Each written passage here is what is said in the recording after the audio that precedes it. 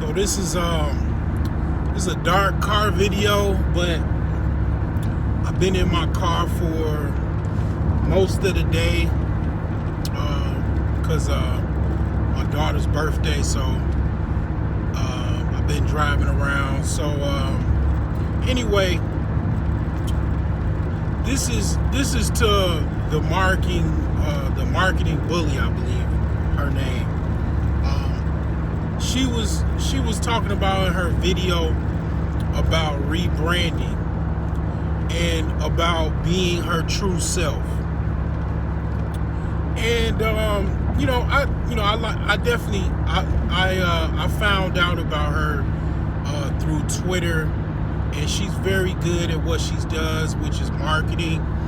And my first thought was, I need to bring this woman on my show. She's inspiring people that do have a business already or thinking about starting a business. One of the most important things that you need to do as a business owner is marketing. Okay? Nobody knows who the hell you are, no matter how good of an idea you think you have as far as your business and what you sell, what you provide as a service or whatever. Nobody knows who you are. Marketing helps basically put your story out there, put your business out there so other people can know who you are. That's what marketing does. If you don't have marketing, I'll just tell you like this, as a business owner that's made a little bit of money, has been out there full time. I had a store. I was surviving just off of my store and hustle. Marketing can put you in business and keep you going and have your business thrive, or it could be where it puts you out of business because don't nobody know who you are. For example, I remember when I had my store in 2009. I had a computer shop from 2009 to 2012. I remember a lot of older guys, older business owners, men and women, they still didn't have websites. You got to understand, this is 2009, 2007, 8. People didn't have websites. They didn't have any business emails or anything like that. And they didn't even have a website. They didn't sell anything on eBay. They didn't sell things on Amazon. And I'm going to tell you, I watched these people get chewed up and spit out. Okay? I mean, I seen them go out of business. I seen them just die off. Because the thing is that you have to update your marketing strategy according to the times. Having a store and people just driving past and maybe put an ad in the newspaper, that's an outdated marketing strategy.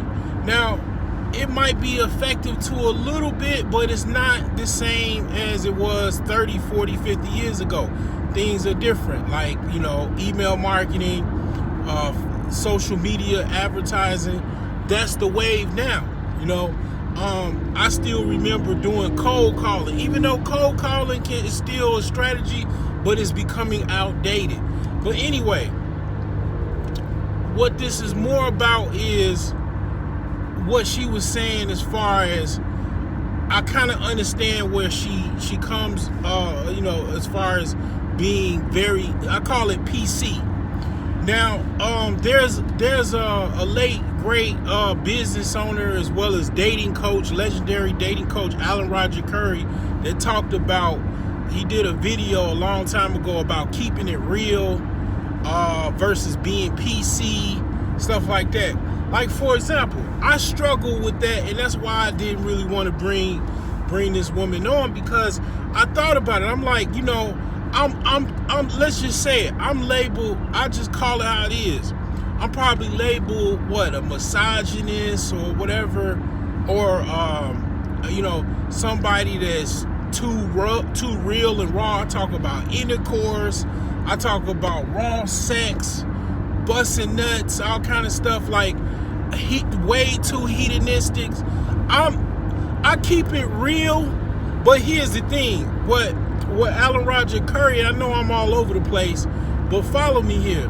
What Alan Roger Curry talked about was keeping it too real, like really real. Like nobody really, I mean, some people try to keep it real, like too real, but then you end up getting in trouble. Like, for example, rappers actually started rapping about actual murders that they committed,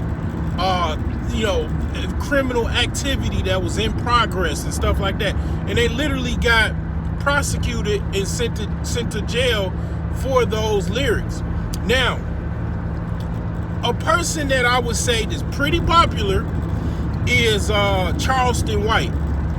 Charleston White keeps it way too real. Like he narrows the edge of keeping it all the way like too real to like, I mean, still going backwards. Like nobody really can't keep it all the way real, because you'll be literally talking about everything you've done, like the movie Liar Liar. Like you would talk about like just and people have done that, and they've usually I'll just say it like this: if you keep it like way too real to the extreme, you'll be in prison, you'll be in jail, because you will literally say all of the criminal activities, red lights you ran, shady stuff that you've done. Everybody has a dark side that they hide, basically. Everybody, okay? And you'll be basically exposing every little thing that you've done or currently doing or whatever. Nobody really does that. Some people might spread a little bit, but usually the people that have done that, basically one-way ticket to some jail cell, right? Well, like I say, Charleston White, he goes to the extreme, and he talks about stuff, and he always says, this is a character that I play. But he's very, very popular. A lot of people like listening to him. He's very controversial. Controversy does sell, right? Controversy brings views and eyeballs and all of that type of stuff. But the thing is that when people that I know, and it's not to poop or shit on the marketing bully, or anybody that is very like PC as far as their content. Most people, like I said in my video about YouTube business, most people are PC, because you cover a general audience. People have AdSense. They're very cognitive of that. But just because you're PC doesn't necessarily mean that people will resonate with you. People can tell corporate speak, corporate talk, you not being your true self. Like me, for example, I'm speaking with passion. I'm still PC to a certain extent. I'm keeping it real, but I never show you my like real, true self. I mean, nobody really hardly does, unless like you're somebody that's personal and stuff like that. But I try to express myself as real as I possibly can, because see, here's the thing. One of the reasons, and this is to I'll say to I'm addressing this to Marketing Bully, and I'll put her video in this link as well, and I'll add her. Hopefully she watches this. Is that one of the things that I'll have to say is that the reason why I talk with passion and I don't really care that much is because I'm already successful. That's the key. I'm not, see, one of the reasons why people kind of hold back and not truly show who they are, or kind of try to please everybody, is that they want to kind of reach everybody and make everybody, kind of come in and buy everything that they're selling and all. And that's a marketing strategy. there's a psychology to it, and I get it. You do want people to like you, but here's the thing: I already am successful, so therefore I don't really care. Like I'm an asshole because I know I have a lot of dollar signs that I make, and I live my life. That's how you add the asshole to the conversation, and it's dollar signs in that. So I'm just saying that I'm not trying to win anybody over because I'm already winning. Okay, I'm not a multi-millionaire yet or anything like that, but I'm on my damn way. Okay, I have the mindset. I have the theory. It's working out. I'm grinding. I'm doing what I got to do to meet my goals, and I'm meeting them. You know what I'm saying? So the thing is that from that, and I'm no longer broke. This channel, I started the mission for this channel was to document my life being a broke black man in America. I ain't broke no more, so I really don't give no fuck. Like when I first started, just like most people, I was PC as hell to a certain degree. I lifted the layers off like years ago, but it's not gonna get even better. I mean, I'm really truly don't really give a fuck at this point because like I said, I've already I could just close this channel down and make no more videos because the accomplishment of me overcoming my brokenness is already done. So I really don't care. But the thing is that I saw your video, The Marketing Bully. I totally agree. And I did the same thing. I was coming off all PC and careful, and I didn't really cuss as much or not at all. You can see my old videos, the first videos that I started off. And, I'm totally a different person. I still got the same channel name and everything. But I just, it's a certain, I've been said fuck it. Like I think 2018, that was my basically coming back out party to where I was just like, what, fuck it. This is what happened to me. This is why I was gone for a couple years or whatever, or a year or two, and I'm back, and this is what it is. And I'm still successful. I don't, I'm not where I necessarily really want to be, but I believe I can get there. But the thing is that I say from a person looking on the outside looking in, it seems like you're very, very successful.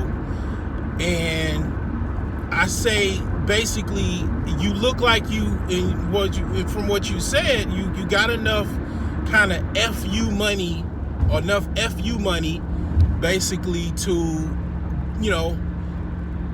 F a lot of people and just say fuck it, I'm gonna be myself, and that's it. And that's all I really have to say on that. Just because you think that you're PC and corporate speak and well-mannered and everything like that, that ain't necessarily gonna 100% convert to views, sales and everything like that. There's a balance basically, and from that balance, people can understand, okay, this is my true self. This is who I am. I can hear the passion. I can hear, this person's soul, and that's who they are, and I resonate with them. And then boom, there you go. For example, Charleston White gets, I think, about $5,000 to $10,000 each interview, and he's cussing people out. He's talking about the R word. He done killed people and all that type of. And I mean, he definitely went to prison for murder. And he talks about all of his, life as far as, being a gangbanger and this, that, and that. So, I mean, I'm not saying everybody should be like that, but you got to understand that people do like real and raw truth and passion and people being very realistic. And he's a very good storyteller as well. But yeah, I mean, it's a balance to it. But I'm not saying you should start stripping on your live stream and start an OnlyFans. I have limits on what I could do. Can I start an OnlyFans? Yeah, I could, but I won't do it. I still have morals, ethics, and class about myself. And that's not gonna change. But can you be more authentic? Yeah, we all can be more authentic. And does not being truly authentic, can people see that, hear that, and kind of like sense that? Yeah, they can. And do they think you're full of shit? No, I mean, people understand when people trying to sell them something. The best salesman, I would have to say, is a balance of people that are trying to sell them something, but people that kind of, I want to say, don't care if you buy or not, because they know they're selling a good product. They know they're offering a good service. So yeah, it's a balance. And I'll just say that success speaks for itself.